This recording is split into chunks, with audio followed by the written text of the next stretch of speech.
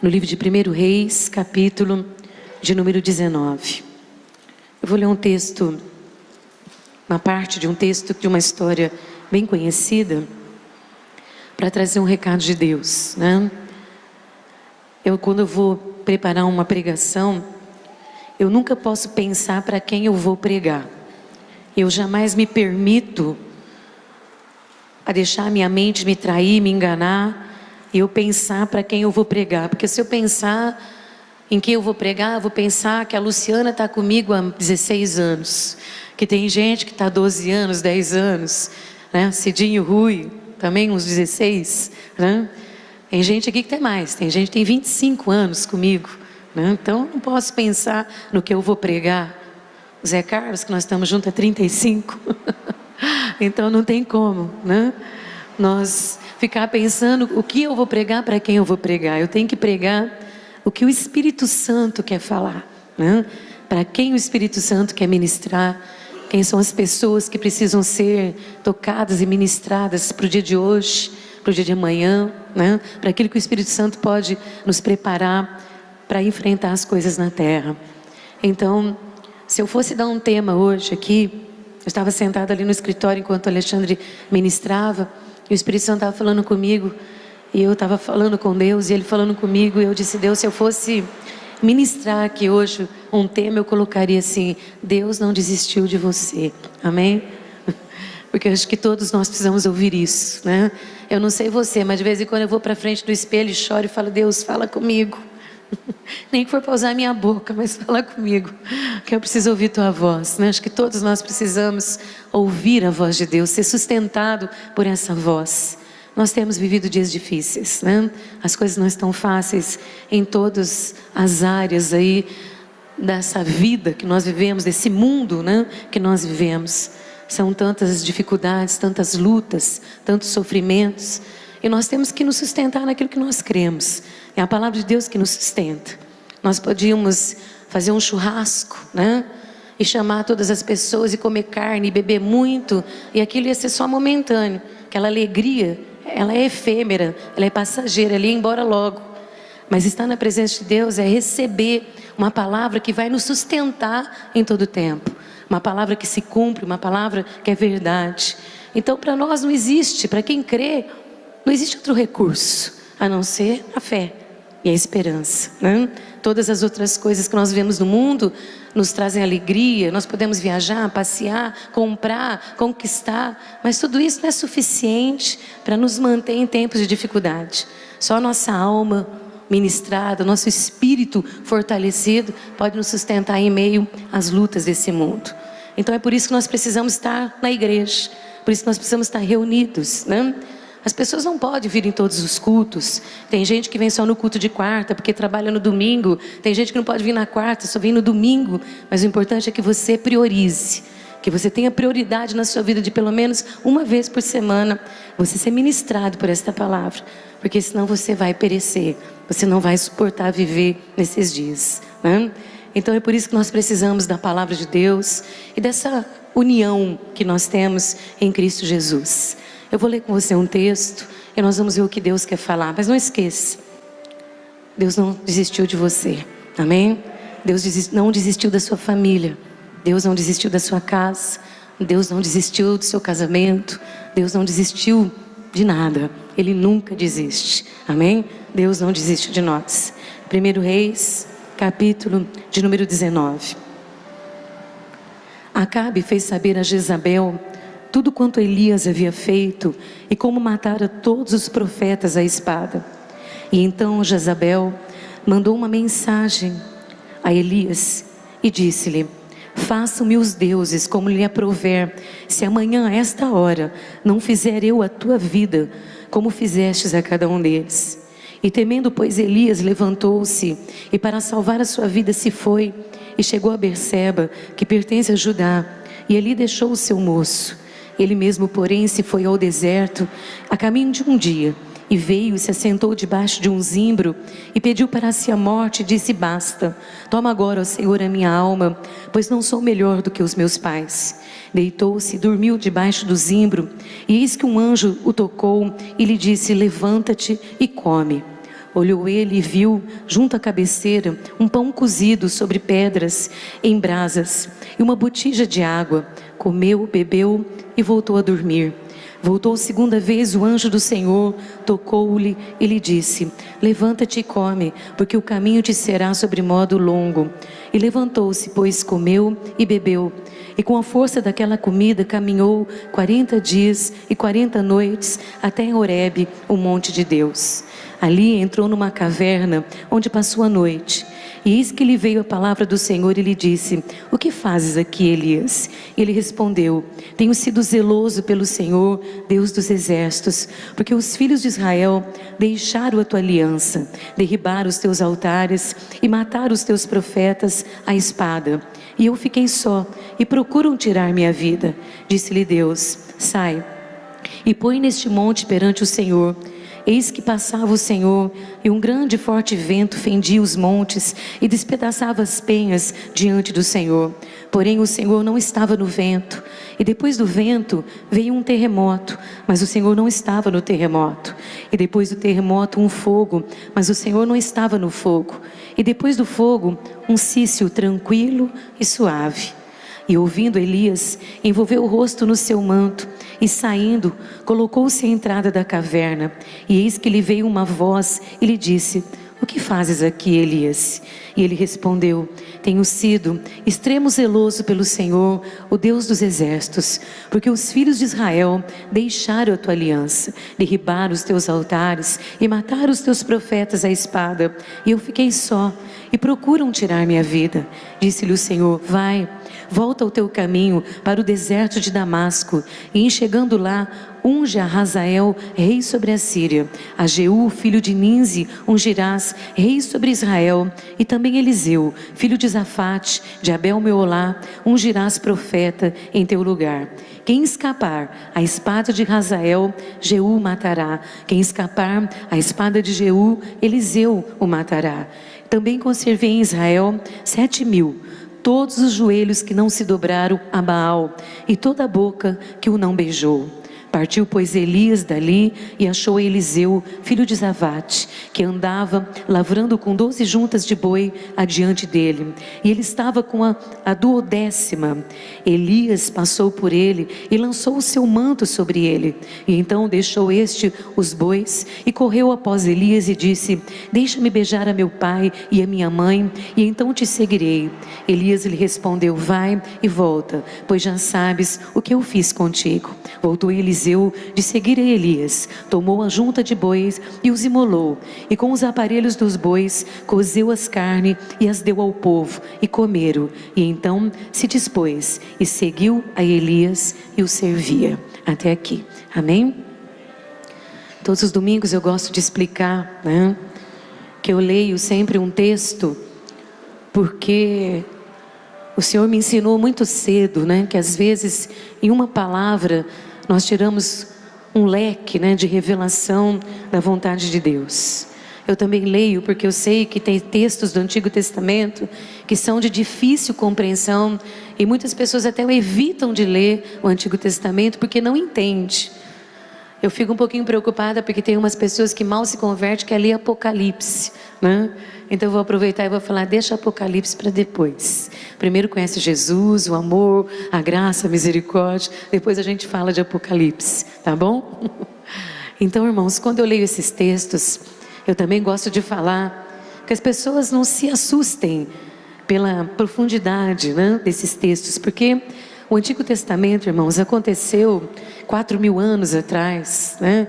Algumas histórias 3.000 anos atrás, e são contextos de um ambiente histórico, né? Uma cultura que não é nada comparada ao que nós vemos hoje, nossa realidade.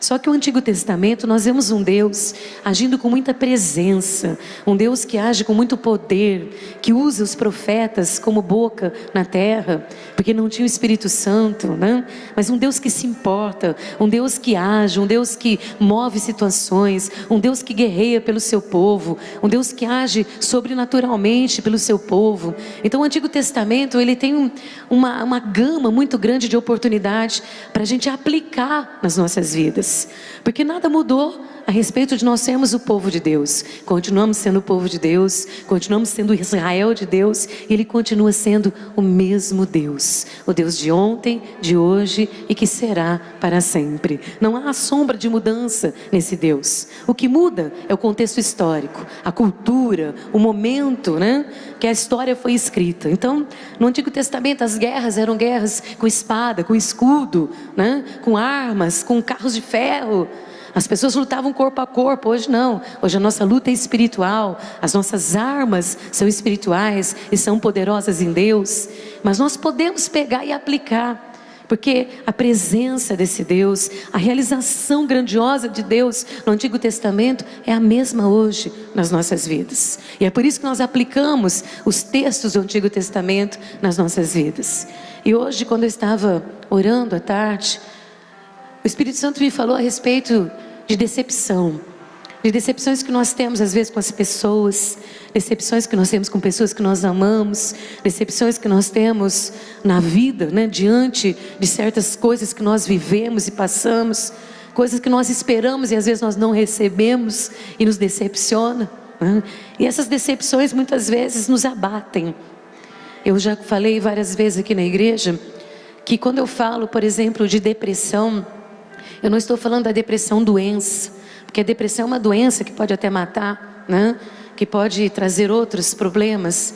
Mas quando eu falo de uma depressão da alma aqui, eu quero falar de um estado depressivo, de uma situação que muitas vezes nós como seres humanos nos encontramos quando nós estamos muito tristes, quando nós sentimos tristezas, né? Tristezas que nos assolam diariamente. E esse não é o tipo de depressão que nós estamos falando de medicamento, mas que nós estamos falando de ouvir uma palavra que pode nos tirar de um estado de decepção, de um estado de tristeza, de um estado de desânimo, de um estado de falta de vontade, porque nós estamos diante de situações que nos abalaram. É um estado depressivo momentâneo que vai passar quando você conseguir superar esse momento. Isso não é doença, né? Não estou falando da depressão doença. Eu estava lendo outro dia, todo mundo sabe que eu faço um monte de pós-graduação, terminei agora 2 pós. Eu estava lendo esses dias um dos autores lá, e ele disse assim que depressão é colocar para baixo, né? Eu já sabia disso, mas na hora que eu estava lendo lá, eu falei, é verdade, depressão é ir para baixo, né? É você sair de um estado emocional de equilíbrio, de um estado emocional de você conseguir superar e enfrentar essas coisas, e você ir para baixo, né? Você se afundar, vamos dizer assim. E quando você se afunda, né, diante das tristezas da vida, dos infortúnios da vida, dos inconvenientes da vida, o que você quer é parar, né? O que você quer é desistir, é entregar os pontos, como diz o ditado do mundo, é parar de acreditar que pode acontecer alguma coisa melhor. Agora há pouco eu fiz uma oração aqui, eu falei, Deus, que a esperança, né, seja um mover do nosso coração, que nos faça acreditar que possa existir algo melhor amanhã, né? Quando a psicologia, nós trabalhamos na psicologia, a psicologia trata a alma do ser humano, mas nós na igreja nós tratamos o espírito do ser humano, porque o espírito renovado, vivificado, cheio do Espírito Santo, ele trabalha na mente do ser humano, né? Então, meu amado, eu estava falando com Deus agora à tarde, Deus começou a ministrar sobre essas decepções, sobre as tristezas, sobre esses momentos que tiram nossa vontade de viver. E se tem alguém que sabe trabalhar muito bem nisso, é o inimigo, né? É o inimigo que é mestre em nos colocar para baixo, né? Se depressão é ir para baixo, se tem alguém que nos joga para baixo, é o inimigo, porque ele nos faz ver as circunstâncias na vida de uma forma muito grande. Quando você enfrenta dificuldades, quando você está decepcionado com alguém, chateado com alguém, alguém te machucou, alguém te magoou, alguém te afligiu, alguém te atingiu, ou alguma situação que aconteceu, tudo fica muito grande, fica grande demais para você carregar, e tudo que é grande e pesado faz o quê? Te leva para baixo. Fiz uma oração para os aqui aniversariantes, eu disse, Senhor, esta unção quebra o jugo é a condenação, é o peso que o inimigo quer lançar sobre a nossa vida, para nos levar para baixo, né? Para nos afundar, para nos fazer ir para baixo. A Bíblia diz em Deuteronômio, capítulo de número 28, que nós começamos aqui quarta-feira a campanha, que Deus te chamou para ser cabeça e nunca cauda, que o teu lugar sempre é estar em cima e nunca embaixo. Então Deus não quer você para baixo. Deus não quer você vivendo num estado de tristeza, de desânimo, de falta de vontade, de falta de coragem, né? Sem querer ir em frente, porque quem está causando isso na nossa vida é o inimigo, e ele é mestre de nos fazer ir para baixo. Então foi quando o Espírito Santo me trouxe nesse texto, e foi aí que eu falei: eu não posso pregar pensando nas pessoas que já me viram pregar, eu tenho que pregar no que Deus quer falar aqui esta noite. E foi quando Deus me trouxe nesse texto de 1 Reis, capítulo de número 19. E eu só quero lembrar um pouquinho a história, porque tem pessoas que não conhecem a história, não podem entender, né, o que nós estamos falando. Esse contexto histórico aqui é um momento que o povo de Israel passou uma grande dificuldade, porque ficou 3 anos e meio sem chover. E 3 anos e meio sem chuva, meu amado. Nós ficamos aí esse ano com alguma dificuldade de chuva. Vocês viram lá que a cantareira acabou, né? Só se fala nisso. Está todo mundo desesperado, pedindo para chover, para levantar um nível, né? Agora você imagina, no Oriente, num lugar seco, né? Uma terra extremamente árida, sem chover 3 anos e meio.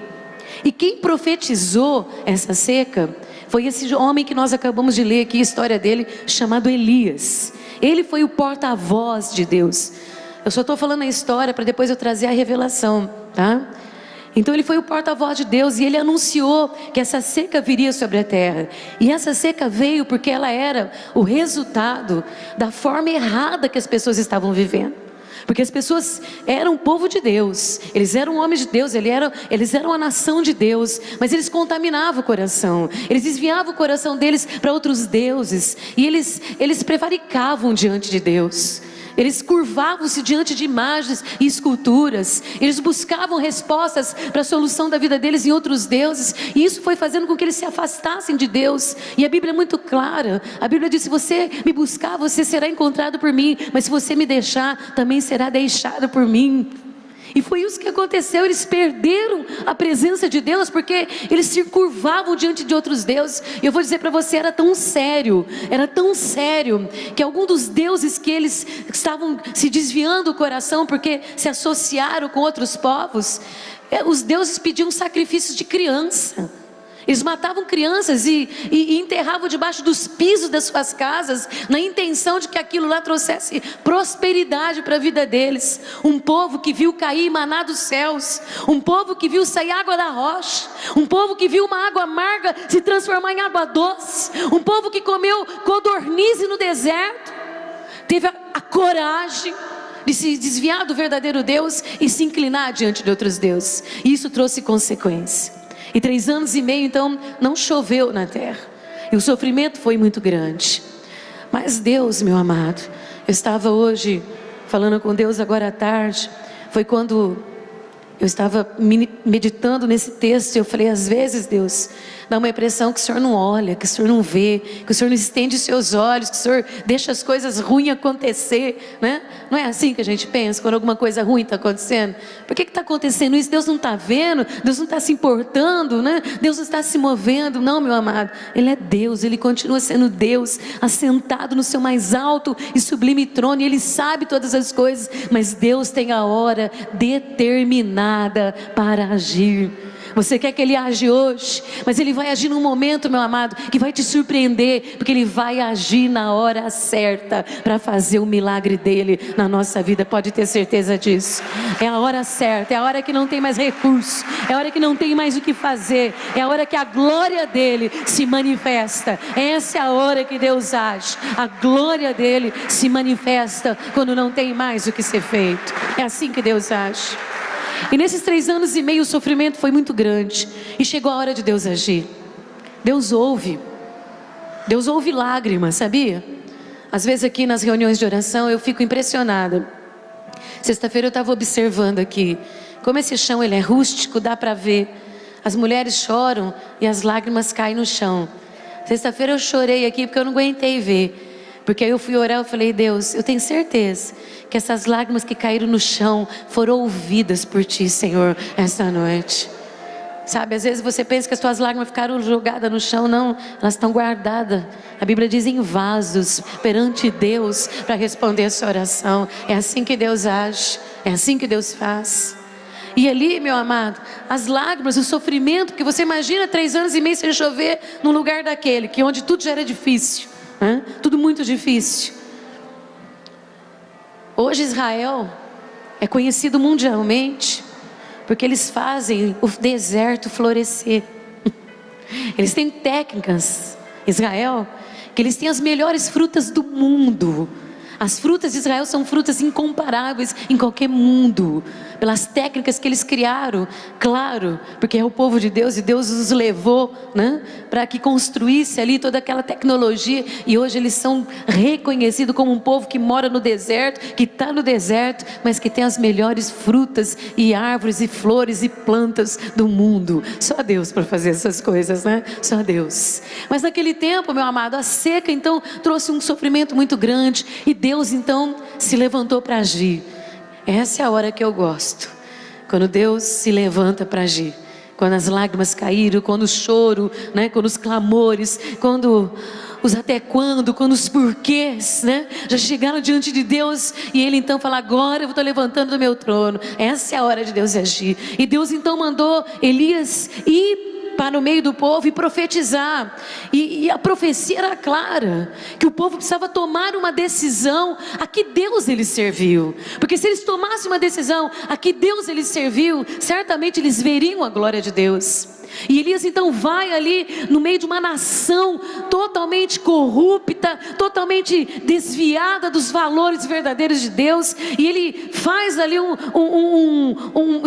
convoca ali para que o povo possa ver a manifestação do poder de Deus e reconhecê-lo como único Deus. E eles preparam ali um sacrifício, porque no Antigo Testamento sacrificava o animal, né? Em holocausto queimava, derramava o sangue para ser o sacrifício que subisse o aroma, o ardor daquela chama ao nariz de Deus, e que Deus perdoasse os pecados, né? E recebesse a adoração do seu povo.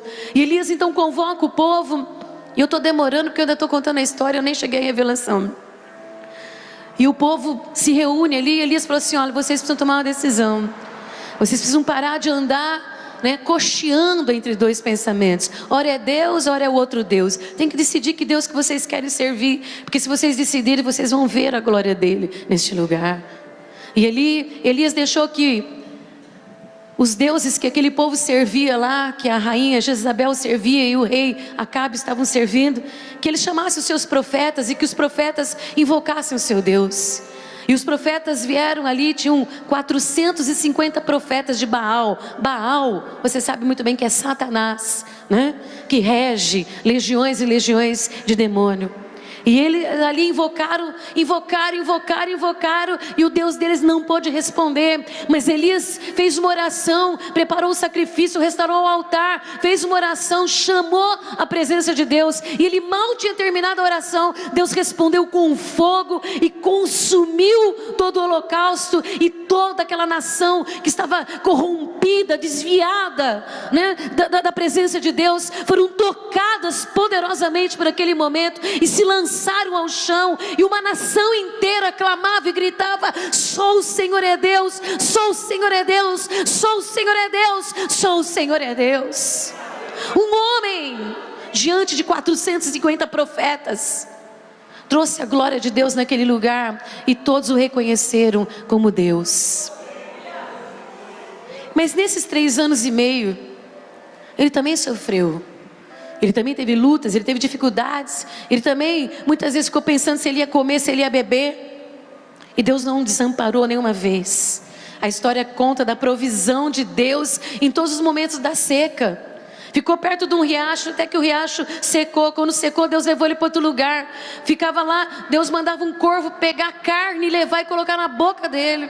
Em nenhum momento Deus desamparou. Só, meu amado, que nós somos assim, nós somos seres humanos. Nós sabemos que Deus não desampara, mas o medo, a dificuldade, a necessidade, ela judia da gente. Você concorda comigo que judia da gente? Que emocionalmente você vai vivendo um dia após o outro, é uma luta após o outro, é uma insegurança. Hoje é a preocupação do amanhã, depois a preocupação é de outra coisa, depois é com o filho, depois é com o marido. Todos os dias essa luta, esse cansaço de você estar esperando. Você sabe que Deus vai fazer, mas até que Ele faz, você fica na angústia e na aflição da alma. Você concorda comigo?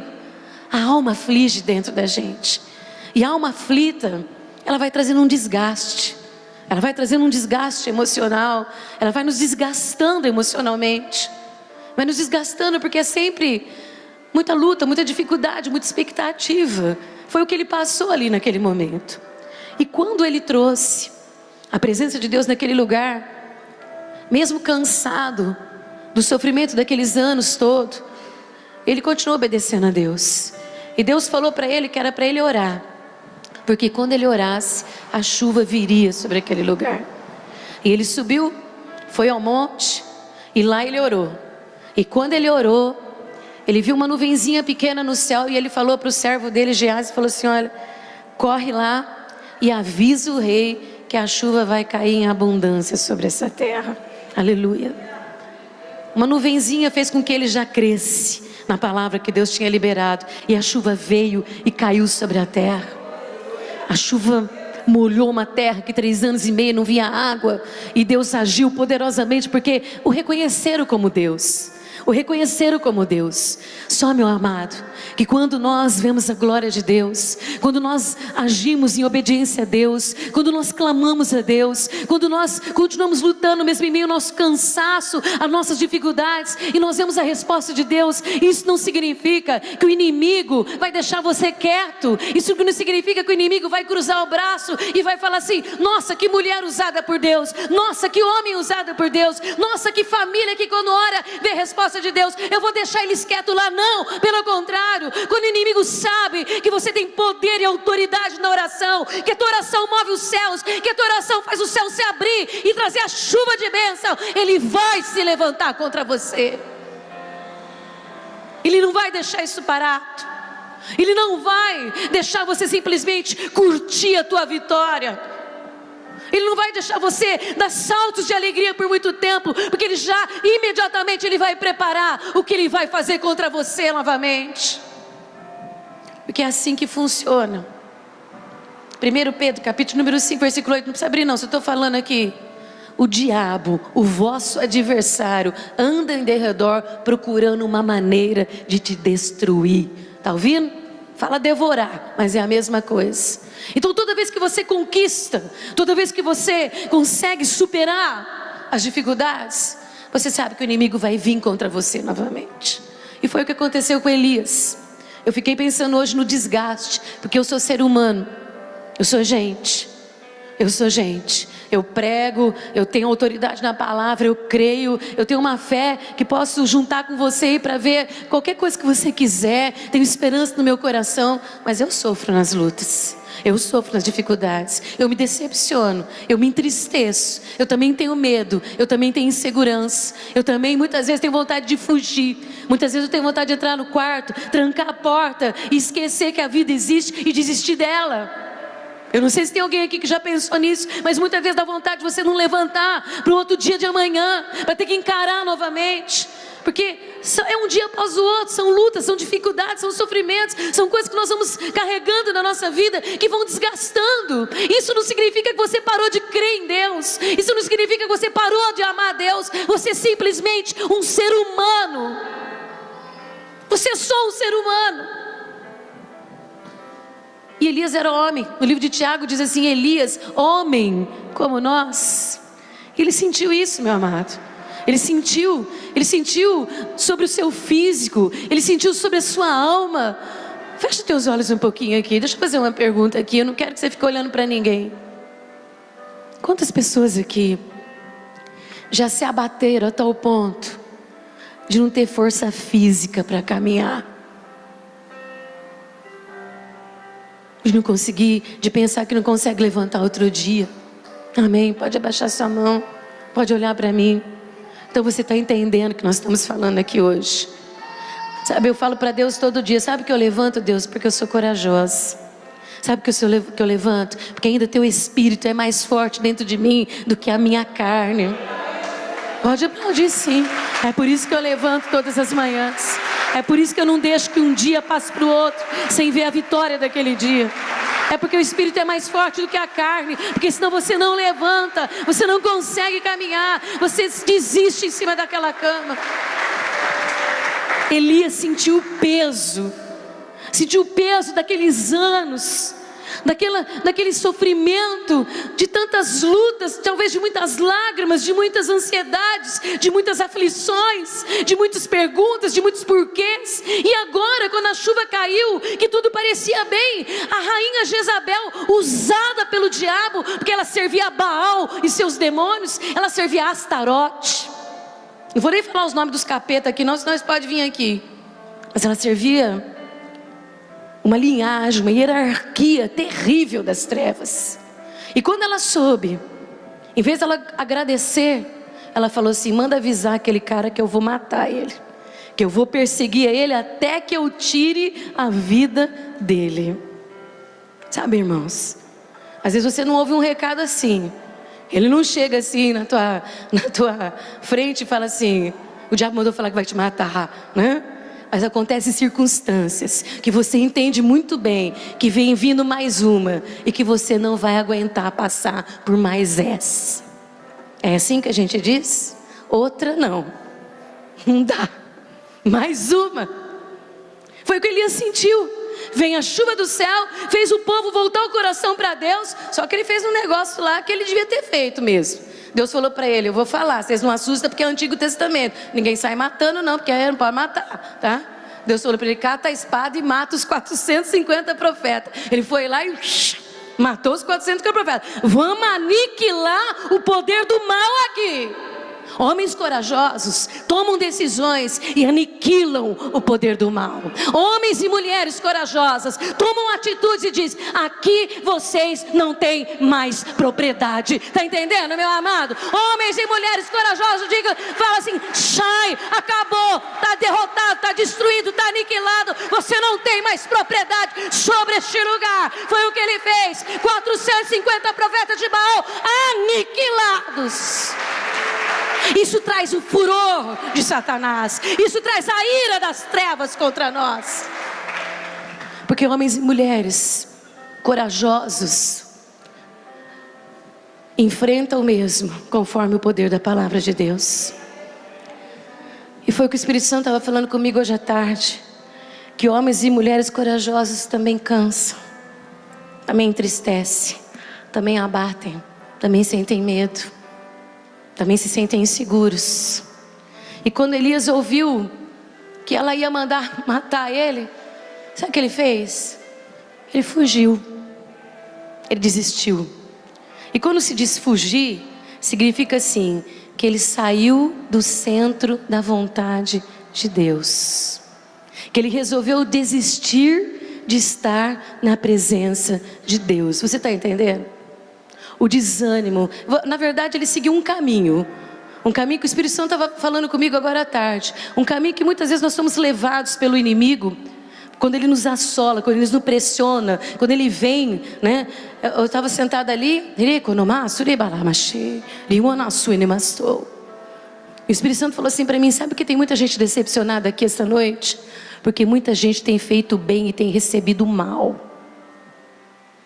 O Espírito Santo falou para mim, sentada ali, ó, no minutinho que o Alexandre estava ministrando. O Espírito Santo falou: tem muita gente sentada aqui, triste, decepcionada, magoada, sem vontade de viver, sem vontade de ir em frente, porque tem feito bem e tem recebido o mal. Eu fico imaginando Elias falar: poxa vida, eu fiz cair fogo do céu, depois eu fiz uma nação inteira declarar que Jesus Cristo é o Senhor, que todos declararam que só existe o único Deus, eu oro, cai chuva do céu, e agora quer me matar? Eu não aguento outra luta não, chega, vou desistir. E ele seguiu um caminho que o Espírito Santo me falou hoje. Em primeiro lugar, ele ouviu a voz desse mundo, e o Espírito Santo manda dizer para você que a voz desse mundo não é a voz de Deus, porque o mundo jaz no maligno. Está ouvindo? A voz que ele ouviu foi a voz que diz: vou acabar com você. Segunda coisa, que foi o caminho que ele foi conduzido, o caminho do medo e da insegurança. A terceira atitude que ele o levou nesse caminho foi fuga e isolamento. Pessoas assustadas, entristecidas, amedrontadas, machucadas, sem ânimo, sem vontade, foge e se isola. E o quarto caminho que ele seguiu foi da desilusão. Se sentiu profundamente desiludido. A voz desse mundo, meu amado, o Espírito Santo falava assim comigo hoje, que a voz desse mundo diz assim o seguinte: fracasso. A voz desse mundo diz assim: acabou. A voz desse mundo fala assim: divórcio. A voz desse mundo fala morte. A voz desse mundo fala coisas que não são nada daquilo que Deus tem preparado para você. A voz de Jezabel soou para ele dizendo: acabou, eu vou acabar com você. Ele ouviu aquela voz e ele fugiu. Ele sentiu tanto medo que ele se isolou. E no isolamento dele, ele se sentiu profundamente desiludido. E eu quero falar para você aqui hoje, que tem muita gente desiludida porque tem ouvido muita voz. A voz de que teu casamento vai acabar. A voz de que você amou um homem, um marido uma vida inteira, que só te decepcionou. A voz daquele que diz para você que não tem jeito, que não tem solução. Sabe por que eu sei que ele estava desiludido? Porque ele encontrou uma árvore, ele fugiu. E a primeira coisa que ele encontrou foi uma árvore. Sentou, encostou nela e falou para Deus: não quero mais viver. Chega, estou cansado de sofrer. Não acredito mais nada. Tudo que eu vivi até hoje não se cumpriu na minha vida. E eu quero mesmo é que o Senhor me mata aqui nesse lugar. Pessoas desiludidas se desiludem com outras pessoas. Você concorda comigo? Pessoas que sentem a desilusão, vamos dizer assim, porque estão desiludidas com outras pessoas. Então é mais fácil desistir, encostar. Como ele encontrou uma árvore, entrou lá debaixo e falou assim: para mim chega, já fui muito decepcionado, já me machucaram demais, já me feriram demais, já passei muita coisa nessa vida, eu quero morrer. Eu quero morrer. Enquanto ele estava ali, falando aquelas palavras, achando que Deus o havia desamparado, achando que Deus não estava vendo, que Deus só usou ele ali, depois Deus ia abandonar, os olhos de Deus estavam atentos e os ouvidos de Deus estavam inclinados. A Bíblia diz que ele passou por um sono. E aquele sono era necessário, sabe por quê? Para que ele recobrasse o ânimo. Você já dormiu muito triste? Deixa eu ver, fecha teus olhos para as pessoas não ficarem olhando. Você já dormiu triste, decepcionado, desiludido, preocupado, ansioso, né? Todas essas aflições aí que a nossa alma tem. E depois de um sono você acorda e parece que você sente uma nova força. Quem já sentiu isso? Deixa eu ver aqui. Deixa eu ver quantos. Uma força que te dá vontade, né? Você fala: vamos tentar de novo. Naquele momento ali, Deus permitiu aquele sono. Eu até creio que o próprio Espírito de Deus que vinha sobre Elias permitiu que ele dormisse aquele sono. Que ele precisava descansar, ele precisava ter um tempo ali para colocar em ordem os seus pensamentos. Ele precisava de um momento de reflexão, de descansar, para quando ele voltasse, ele pudesse ter uma nova visão da situação. Talvez é isso que está precisando acontecer com muitos de nós aqui. Nós precisamos parar, descansar, entregar na mão do Senhor, analisar novamente a situação, olhar as coisas de uma visão, de uma forma diferente, para poder entender o que está acontecendo. Não é ir desistindo assim não, não é jogando tudo para o alto, não é parando ali não, pede a morte, não, é o tempo de você parar e analisar todas as coisas, tudo novamente. Para ele ali, outra luta, eu não aguento mais, essa é grande demais para mim, eu não suporto mais. Mas para Deus, era um momento de Deus mudar a visão dele, para que ele pudesse ver a Deus de uma forma diferente, meu amado. Não cai um fio do nosso cabelo se Deus não permitir. Tudo que nós passamos é para crescimento e para a glória de Deus na nossa vida. Pode ter certeza disso. Tudo, absolutamente tudo. Ainda que você não entenda, ainda que o diabo te perseguiu, ainda que teve uma guerra, ainda que teve uma batalha, você foi ofendido, você foi machucado, você foi afrontado, você se desiludiu, você se entristeceu, você perdeu a vontade de tudo, mas Deus permitiu, porque para tudo tem a glória de Deus manifesta na nossa vida. Dormiu, estava dormindo, mexeram no braço dele assim, falaram: acorda, acorda.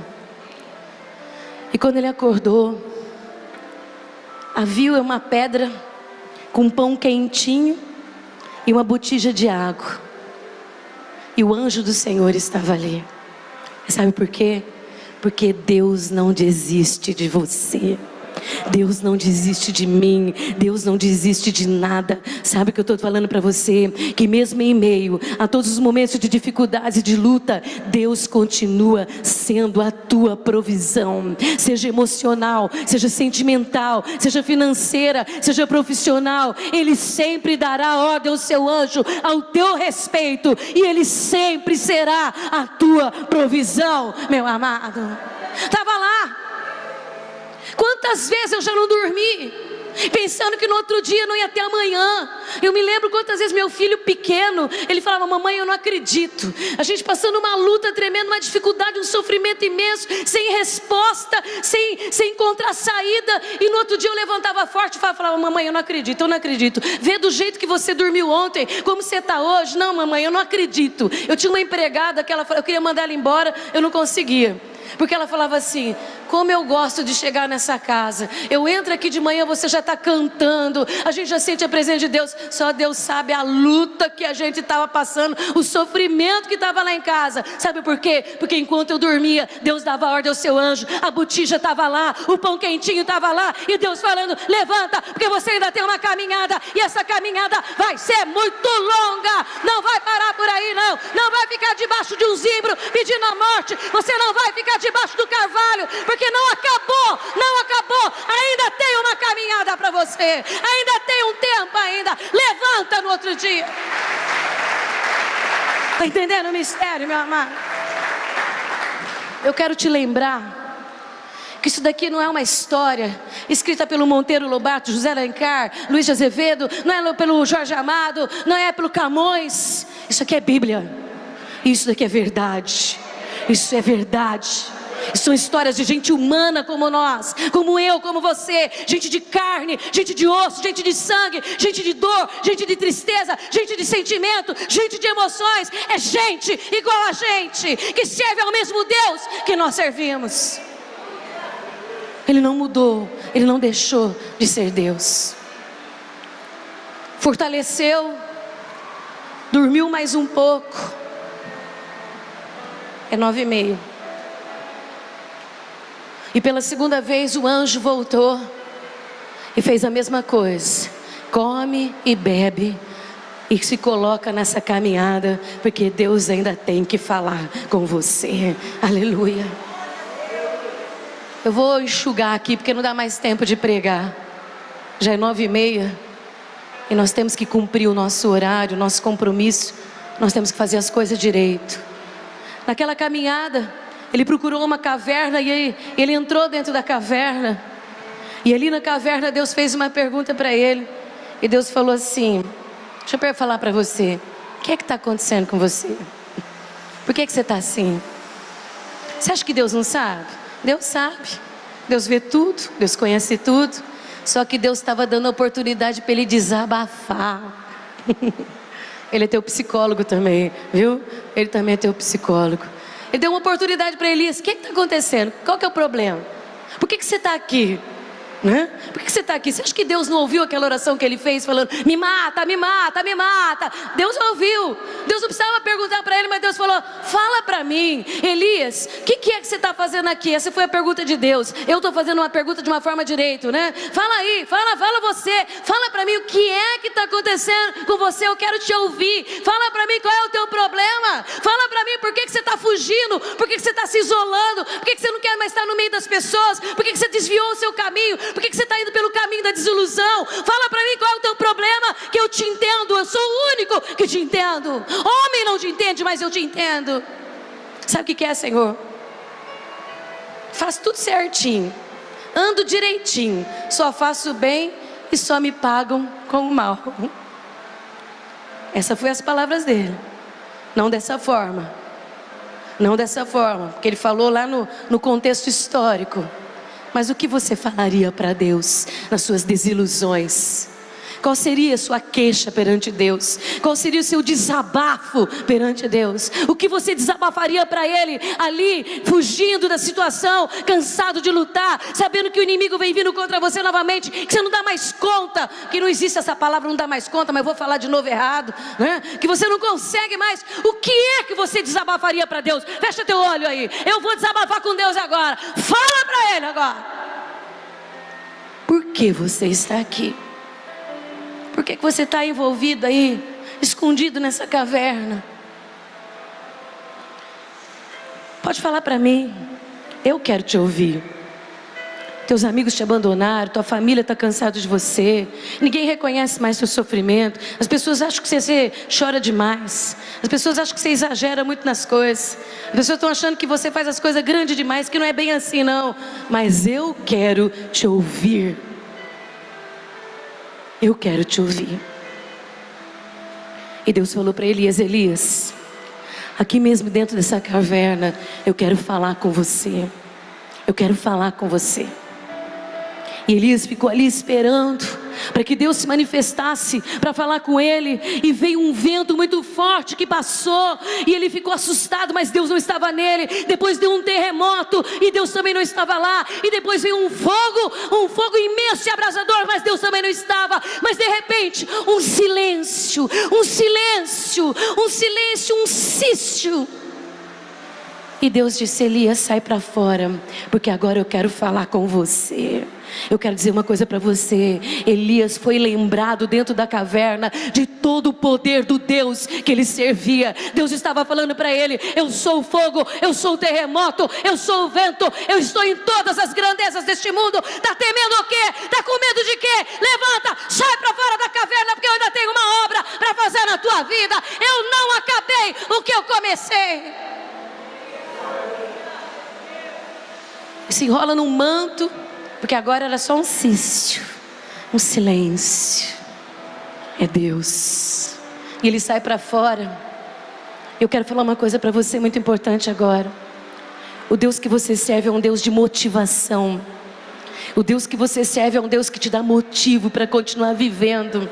O Deus que você serve não quer você sentado debaixo de nenhum zimbro, nem dentro de nenhuma caverna, fugindo, isolado. O Deus que você serve, Ele quer que você de pé e que você seja motivado a continuar vivendo nesta terra. E foi o que Ele fez com Elias naquele momento. Sai dessa caverna, ainda tenho coisa para você fazer. Vai ungir o rei lá, vai ungir o rei, vai ungir lá Eliseu. Ainda não acabou a obra, levanta, sai daí, para de chorar, para de resmungar. Eu já mostrei o poder que eu tenho, teu inimigo já foi derrotado. Vai, segue em frente e faz o que você tem que fazer. Pode aplaudir o Senhor. Deus te motiva hoje, Deus te motiva. Deus vai te colocar de pé amanhã com motivações novas, dizendo para você, vai em frente, não acabou, continua, vou usar a tua vida ainda tem coisas grandes para fazer, vou te mostrar, já mostrei meu poder, agora vou mostrar ainda a obra que eu tenho para realizar na sua vida.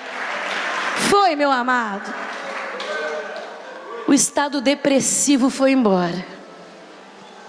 Motivações certas nos colocam no caminho certo. A tristeza, a falta de vontade, as decepções, as desilusões são aniquiladas, e a gente se levanta para continuar nessa caminhada. Amém? Fecha teus olhos, pessoal do louvor. Deus quer te motivar. Deus quer te motivar. Deus quer mostrar para você que quando você achar que não tem mais jeito e você quiser desistir, Deus quer falar para você hoje que Ele não desiste de você. Não desiste da tua família, não desiste do teu casamento, não desiste dos seus sonhos. Deus não desiste do seu povo. Não desistiu de Elias. Deus não só usa as pessoas, Deus realiza grandes obras na vida das pessoas. Você não é um copo descartável, você não é uma folha que se amassa e joga no lixo. Você é alguém que Deus ama. Sai, para de ouvir a voz desse mundo. Tira o medo e a insegurança. Sai do caminho da fuga, do isolamento. Não se isola não. Você se desiludiu. Isso chama desilusão o que você está sentindo. Mas Deus está falando com você hoje, que Ele vai te motivar para você ir em frente e viver o que Deus tem preparado na sua vida. Ele não desistiu de você. Ele não desistiu de realizar uma obra grandiosa na sua vida. Fica de pé, minha amada. Nós vamos louvar. E vamos sair daqui esta noite tomando posse da nossa vitória, em nome de Jesus.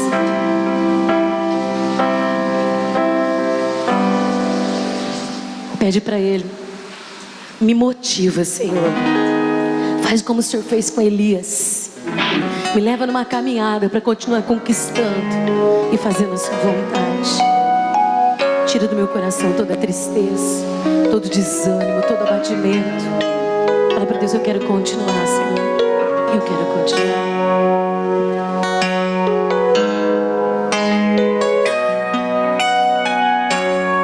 Que a glória de Deus se manifeste nas nossas vidas. Que a glória de Deus se manifeste quando nós não pudermos mais fazer nada com as nossas mãos. Que a glória de Deus se manifeste de tal forma que todos saibam e vejam que Ele é Deus nas nossas vidas.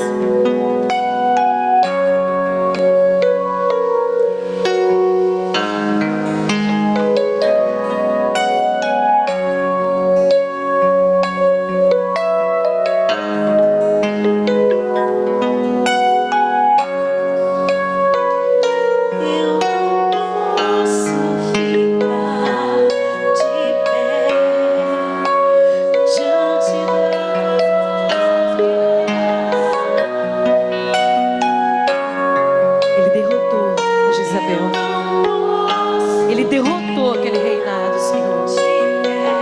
Assim Ele vai derrotar os teus adversários.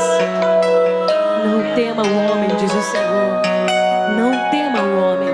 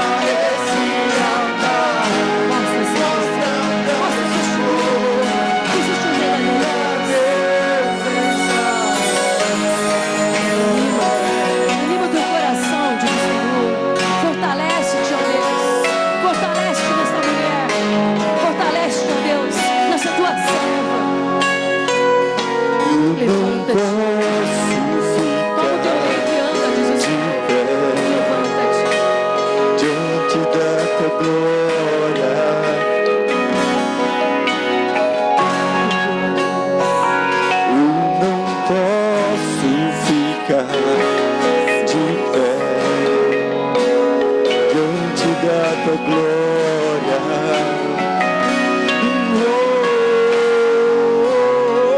Sou teu Deus, teu sacrifício, o teu altar vem queimar em mim. Espírito de Deus, vem Espírito Teu Santo, sacrifício, o teu altar vem queimar em mim. Caia fogo do céu, queima esse altar, mostra esse fogo.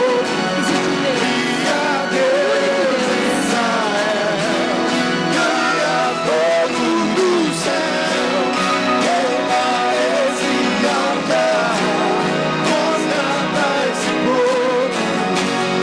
A Deus em Israel, caia fogo do céu, queima esse altar, mostra esse povo.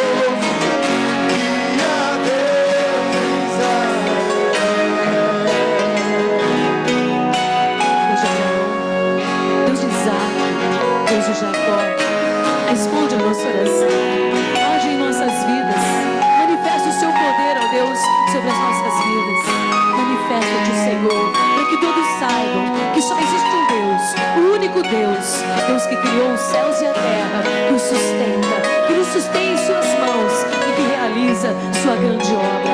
Responde com fogo, Senhor, e que todos declarem que só o Senhor é Deus.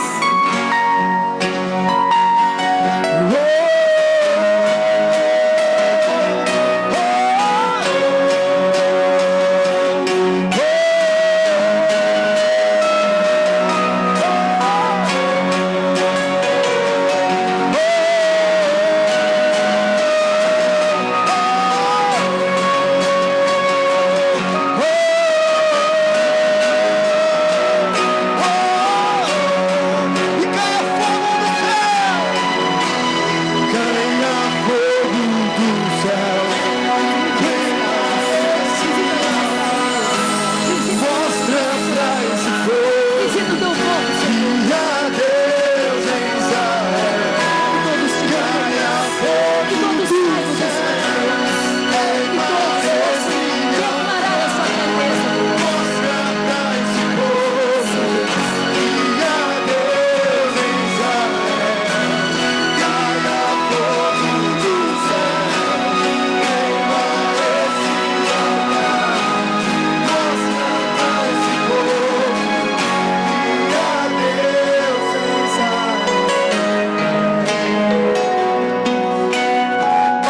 Elias, mesmo vendo cair o fogo dos céus e confirmando a grandeza desse Deus, ele se abateu. Nós somos seres humanos, não se esqueça disso. Os abatimentos são por causa das decepções, das desilusões, das tristezas. Mas Deus se mostrou a ele, mostrou todo o seu poder, todo o domínio sobre os céus e sobre a terra, e o fez ter coragem, o motivou para continuar vivendo. Deixa Deus fazer isso na sua vida. Todas as vezes que você se abater e entristecer, lembre-se, somos homens, somos fracos, somos falhos, mas servimos a um Deus vivo, um Deus verdadeiro, que nos fortalece todos os dias. O Senhor nos leve em paz, que Ele abençoe cada um de nós e todas as famílias representadas. Que nessa semana a glória de Deus se manifeste grandiosamente sobre as nossas vidas e que todos possam ver esse Deus maravilhoso. Que a graça do Senhor Jesus, que o amor de Deus Pai, que a doce comunhão do seu Santo Espírito seja sobre todos nós. Resplandece o teu rosto, ó Deus, e nos dê a sua paz hoje e sempre.